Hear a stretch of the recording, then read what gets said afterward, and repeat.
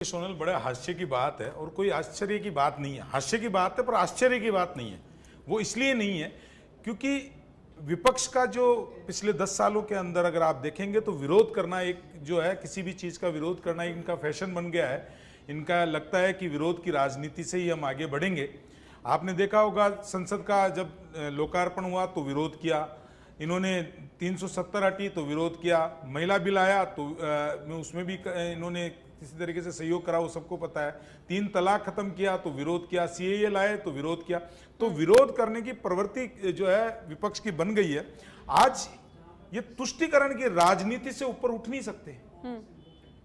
तुष्टीकरण सोते, तुष्टीकरण जागते, तुष्टीकरण बोलते, तुष्टीकरण संसद में घुसो तो तुष्टीकरण, और तुष्टीकरण के माध्यम से सत्ता का सुख भोगने के लिए विपक्षी एक साथ होके और सिंगोल का विरोध कर रहे हैं।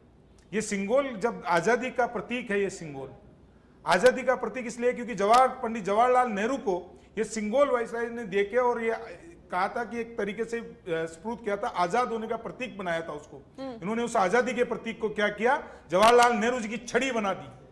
पवित्र सिंगोल को छड़ी बना के इन्होंने प्रस्तुत किया। इस सिंगोल का इस भारत की संस्कृति के साथ में, भारत की आत्मा के साथ में जिसका जुड़ाव है, वो इनको नहीं दिखता है। इनको दिखता है तुष्टीकरण। आज ये कह रहे हैं कि हम स्वतंत्र भारत संविधान के अंदर आते हैं।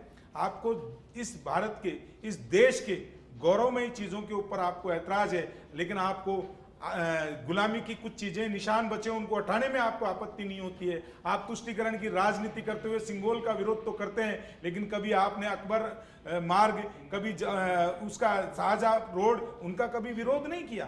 तो ये दर्शाता है कि आप तुष्टीकरण की राजनीति करते हैं, और तुष्टीकरण की राजनीति की वजह से आप भारत की संस्कृति और सभ्यता को भी नकारना चाहते हो। आपको सिंगोल इतना क्या दर्द दे रहा है भाई?